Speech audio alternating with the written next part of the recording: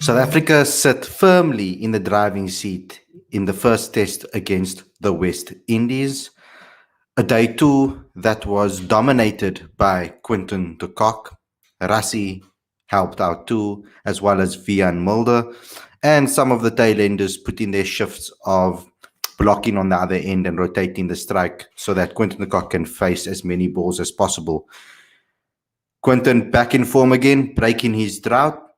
But ultimately, it's South Africa's test to lose. We're going to be talking about that right now. If you haven't watched day two, if you didn't have the time to watch until the end, we are going to catch up on everything that you missed.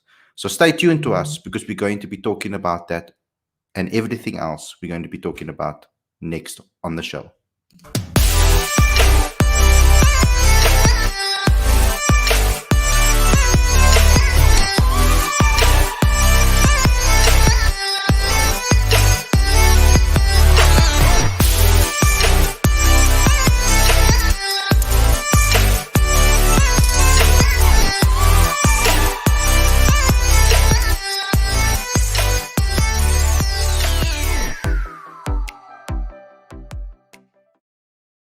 Hey guys, welcome to your recap show. I'm your host, Mark Moiden. This is the show where we recap everything that happened in the test match between South Africa. So today we're obviously going to be talking about a lot of things. We're going to be talking about Quinton de Kock's masterclass and how he went about his innings, talk about the pitch a little bit, and also give you some insight into what's going to be happening on day three of the test. So are South Africa in the driving seat? I think so. I said that in my intro. To the guys that are new to this channel, of course, before we get into the discussion, you know what you have to do. Please click subscribe to this channel. Click that notification bells for all future videos. What I also need you guys to do is also smash that like button. Do that for me as well. Get us trending in all our recommended feeds so that other people and all cricket lovers in South Africa can find our channel. So I've got Aditya with me. We're going to be dissecting everything. I think the greatest place to start is where they left off. So I've uploaded a little graphic from Cricket South Africa over here just to show what the match situation was at Stumps on day two. The West Indies are sitting on 82 for 4 after a good bowling display from Kagiso Rabada, 2 LBWs, and then Anrich Nokia as well. But don't forget about the other guys that also bowled really well. I think Vian Mulder held his end very well. I think Lungi Ngidi kept on pushing at that same line, making the batsman think there was some of those balls, that deliveries that he gave that just missed the wickets or just missed the outside edge.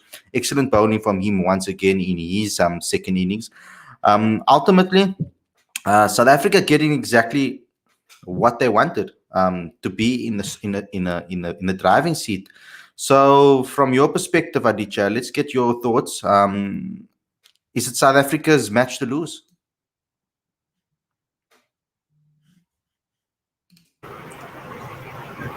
Absolutely, and I don't think they will. I think they're too far ahead in the game to uh, to lose from here on, unless there is a miraculous batting display by the West Indies. Quinton de Kock's innings masterclass. Um, he was brilliant. You know how initially he took his time, was extremely watchful, and once the things started to get a bit easier, he he really took control. He capitalized. We shouldn't forget in that 141, he's hit 7 6s, and we're calling this a difficult pitch. so, so we must give credit there. He was outstanding. And if you look initially, he was batting like when he was in the 40s and 50s. He was striking at below 50, and by the time he finished, he made 141 of 170. So he was outstanding. And as he said in the press conference, when he said there was a time when we needed to absorb pressure, Rassie and himself, and they did. And then there were times when they felt that they could capitalize, and he did that in spectacular fashion. So extremely good. Also, I guess it's he made 25 runs, but we shouldn't leave out Vian Mulder's contribution there as well, because in making those 25 runs, he's played, I think, 50, 60 balls, and on this pitch in the context of the game, we mustn't forget that contribution because um, the time that you spend at the crease with a set batsman is as important as the runs that you score. So very well done to him as well. And of course, KG and Anna, towards the end of the day, taking 4 wickets down for 82. I think they wrapped the game up pretty quickly today. And I'm thinking that Keshav Maharaj is going to play a big part in this particular day. I think that the pitch is starting to show some turn. Keshav hasn't really been brought into the game as much as we'd hoped, but having him there is so important. And that's why I think that South Africa got their selection spot on with the amount of guys that they picked.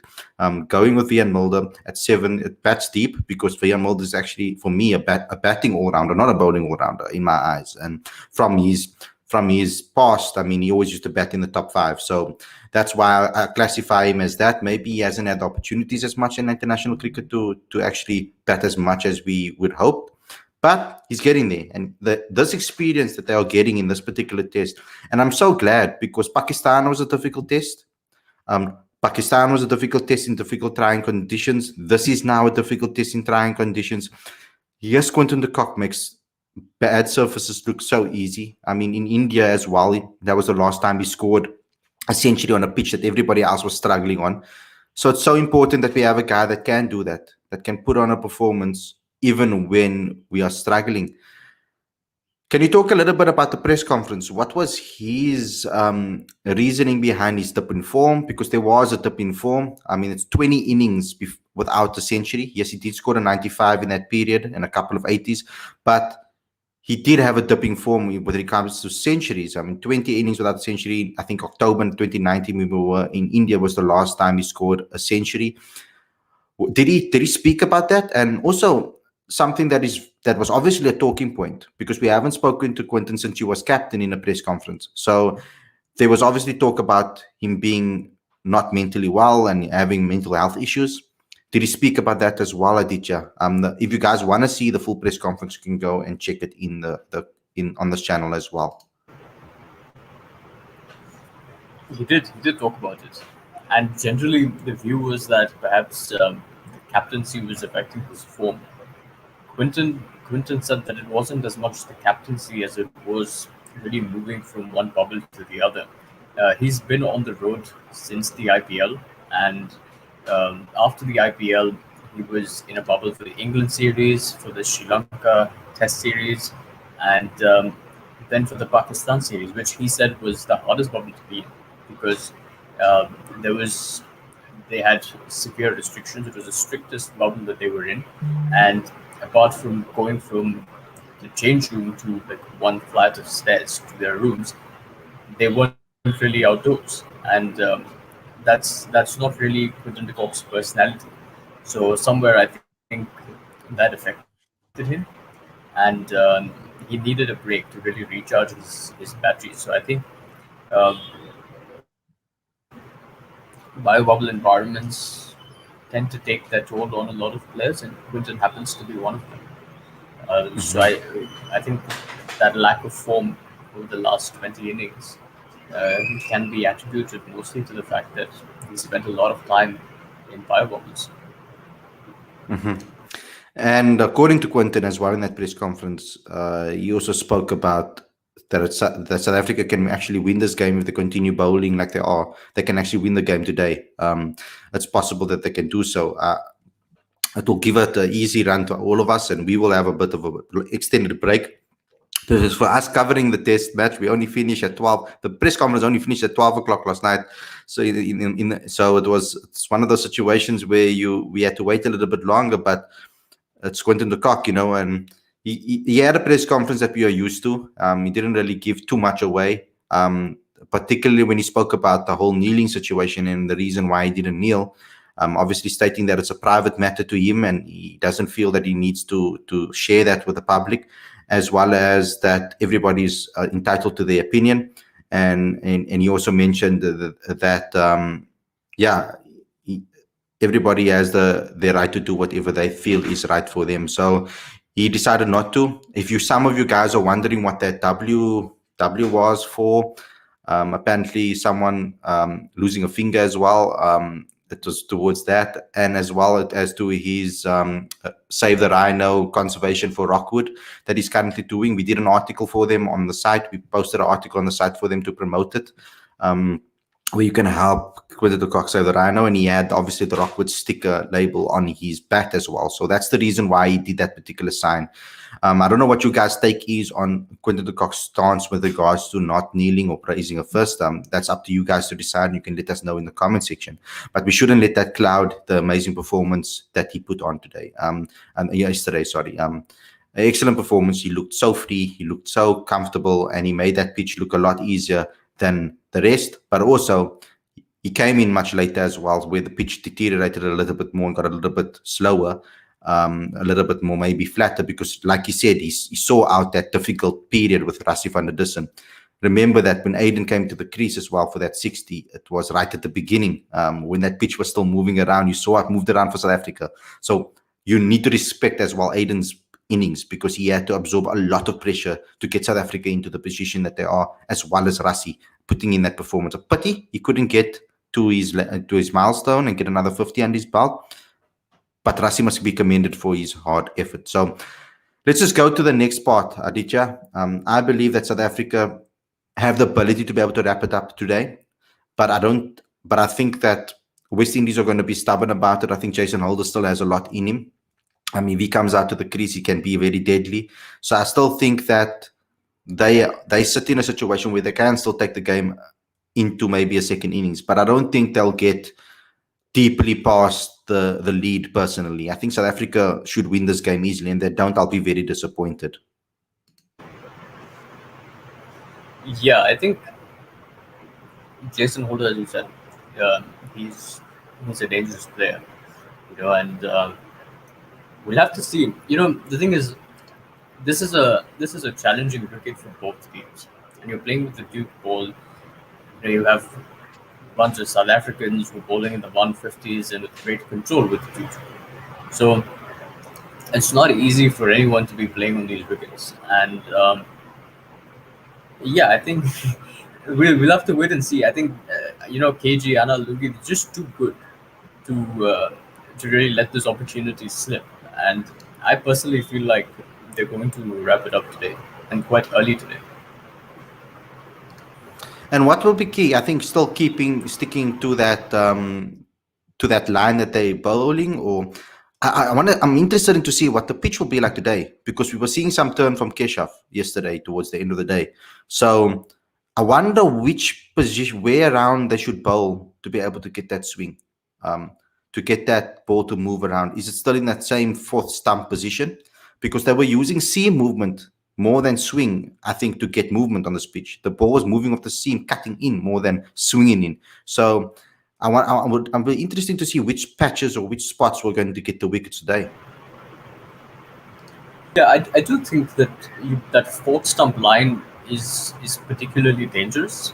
But what's happened is that if you go back to Lungi's press conference, where he said that he's been working on a bunch of different skills. What's really worked is that his natural angle is for the in-swinger.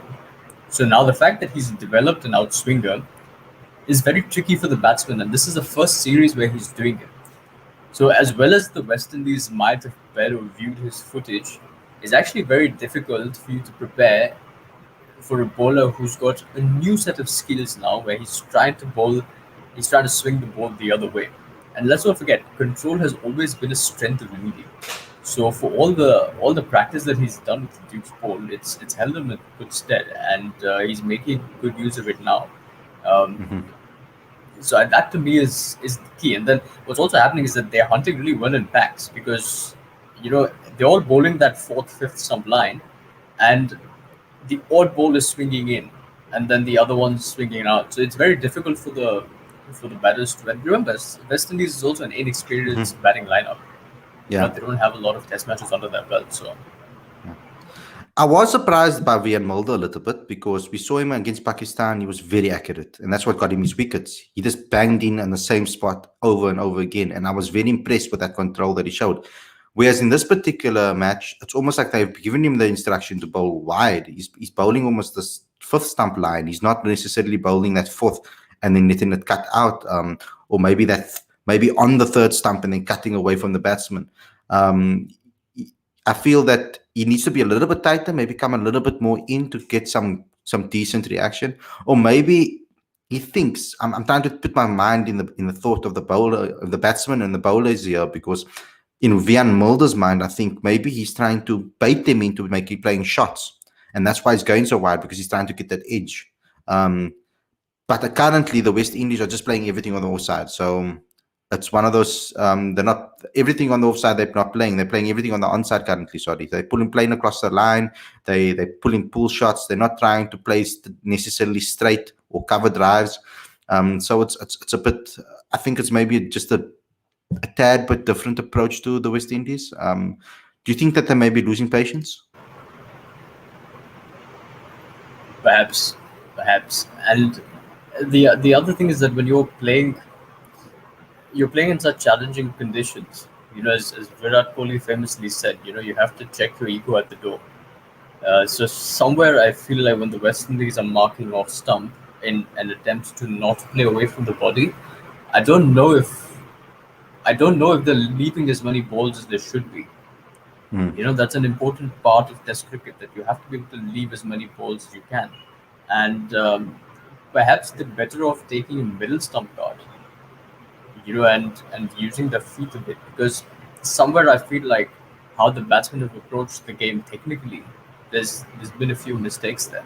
Uh, in Before the 2018 tour to England, I remember there was a story of the batting coaches of the Indian team constructing a box of some sort, and Virat Kohli used to be standing in that box and playing only within that area of the box, and everything else was out.